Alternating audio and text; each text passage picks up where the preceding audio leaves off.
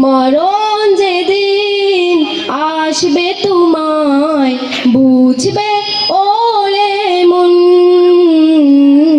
বুঝবে ওরে মন। মিছে মায়া এই ভুবনে রং তামাশায় ডুবে, একবারও মন ভাবনি তুমি চলে যেতে হবে। অবসরপ্রাপ্ত জেলা প্রাণী সম্পদ কর্মকর্তা গাইবান্ধা, সাবেক উপজেলা প্রাণী সম্পদ কর্মকর্তা পীরগঞ্জ রংপুর, আমি অনুরোধ রাখছি আজকের এই অনুষ্ঠানের প্রধান অতিথির মঞ্চকে অলঙ্কৃত করার জন্য, এবং আমি অনুরোধ করছি ওনার সহধর্মিণী যেহেতু এসেছেন তাকেও এই মঞ্চে আসন গ্রহণ করার জন্য বিশেষভাবে আহ্বান করছি। আমি বিশেষ অতিথিদেরকে আজকের এই পুরস্কার বিতরণী অনুষ্ঠানে উপস্থিত হওয়ার জন্য বিশেষভাবে আহ্বান করছি। অনুষ্ঠান সঞ্চালনায় লেখাপড়ি শিক্ষক মোহাম্মদ হারুন আর রশিদ, সহকারী প্রধান শিক্ষক ধর্মদাস আমিনিয়া দাখিল মাদ্রাসা, তাকে করতালির মাধ্যমে আমরা বরণ করে নেই। বীর মুক্তিযোদ্ধা, পীরগঞ্জ উপজেলার কৃতি সন্তান এবং পীরগঞ্জ উপজেলার সাবেক সংসদ সদস্য, যে কাশিমপুর গ্রামে আমরা বসে আজকের অনুষ্ঠান করতেছি সেই কাশিমপুর গ্রামেই তিনি জন্মগ্রহণ করেছেন। আমরা বিভিন্ন জায়গায় গেলে তার পরিচয়ে পরিচিতি হই, বলে থাকি সাবেক সংসদ সদস্য জনাব আবুল কালাম আজাদ সাহেবের গ্রামের এই মানুষ আমরা। আসসালামু আলাইকুম ওয়া রাহমাতুল্লাহি ওয়া বারাকাতুহু। বীর মুক্তিযোদ্ধা ও সাবেক এমপি মহাশয় জনাব মোহাম্মদ আবুল কালাম আজাদের সৌজন্যে এবং সুন্দর হাতের লেখা প্রশিক্ষক জনাব মোহাম্মদ হারুনুর রশিদ স্যারের তত্ত্বাবধায়কে 4 সপ্তাহ ব্যাপী হাতের লেখা প্রশিক্ষণের পর অত্র পুরস্কার বিতরণী অনুষ্ঠানে মঞ্চে উপস্থিত অত্র মাদ্রাসার সভাপতি, প্রধান অতিথি, বিশেষ অতিথি ও লেখা প্রশিক্ষক জনাব মোহাম্মদ হারুন রশিদ এবং কাশিমপুর দাখিল মাদ্রাসার সুপার ও অত্র মাদ্রাসার সকল শিক্ষক মন্ডলী, সহকারী সুপার ও অত্র মাদ্রাসার সকল শিক্ষার্থীবৃন্দ এবং আমার সামনে উপস্থিত ছোট বড় ভাই ও বোনেরা, সবাইকে জানাই আবারও সালাম, আসসালামু আলাইকুম।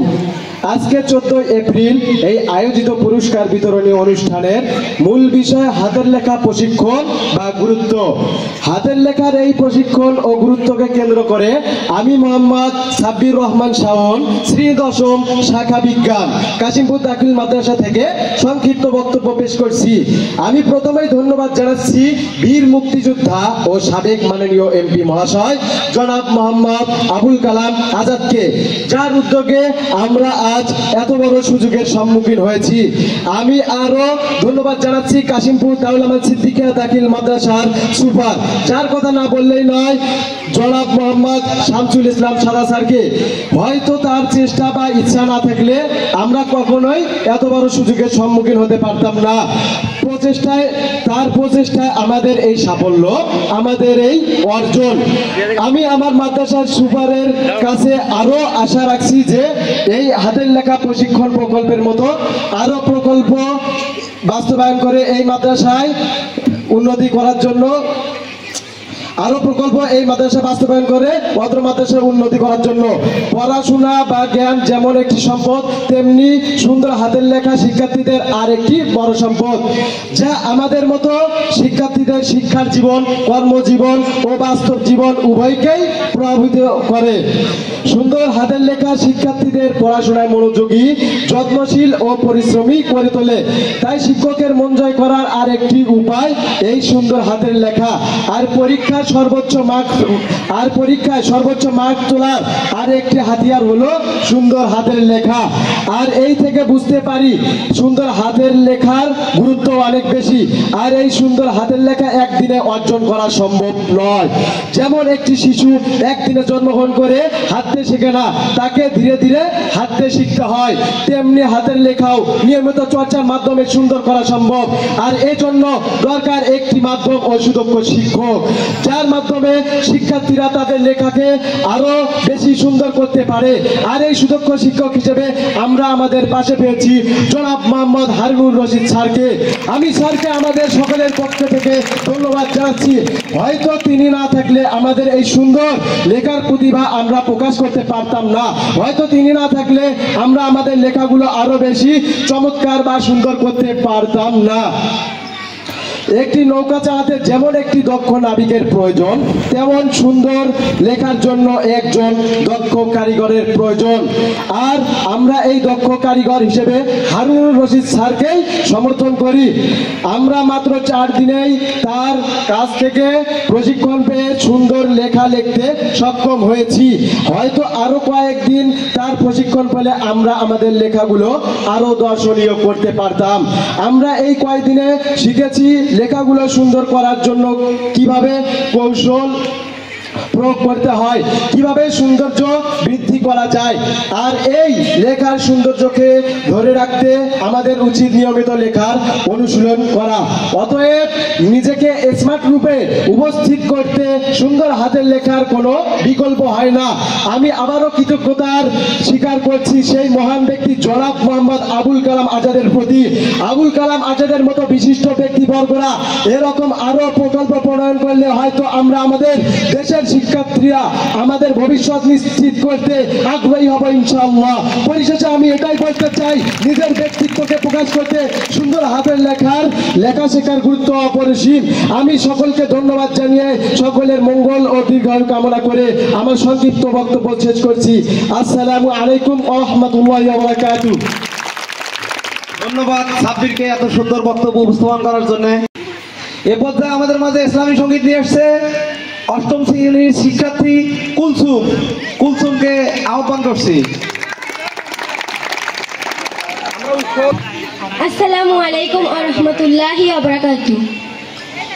মরণ যেদিন আসবে তোমায় বুঝবে ওরে মন, বাহাদুরি শেষ হবে সব পরাবে সাদা কাফন। মরণ যেদিন আসবে তোমায় বুঝবে ওরে মন, বুঝবে ওরে মন। মিছে মায়া এই ভুবনে রং তামাশায় ডুবে, একবারও মন ভাবনি তুমি চলে যেতে হবে। মিছে মায়া এই ভুবনে রং তামাশায় ডুবে, একবারও মন ভাবনি তুমি চলে যেতে হবে। রঙিন কাফন খুলে তোমায় পরাবে সাদা কাফন, পরাবে সাদা কাফন। মরণ যেদিন আসবে তোমায় বুঝবে ওরে মন, সাদা বাহাদুরি শেষ হবে সব পরাবে সাদা কাফন। মরণ যেদিন আসবে তোমায় বুঝবে ওরে মন, বুঝবে ওরে মন। ক্ষমতার দাফনে রবকে গেছো ভুলে, ভেবে দেখো মন কি দেবে জবাব ওই কবরে গেলে। ক্ষমতার দাফনে রবকে গেছো ভুলে, ভেবে দেখো মন কি দেবে জবাব ওই কবরে গেলে। কেউ যাবে না তোমার সাথে বন্ধু প্রিয়জন, বন্ধু প্রিয়জন।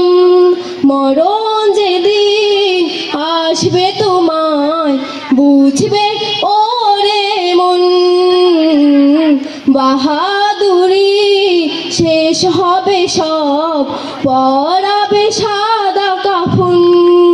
মরণ যেদিন আসবে তোমায় বুঝবে ওরে মন, বুঝবে ওরে মন। আসসালামু আলাইকুম ওয়া রাহমাতুল্লাহি ওয়া বারাকাতুহু। মাশাআল্লাহ মাশাআল্লাহ।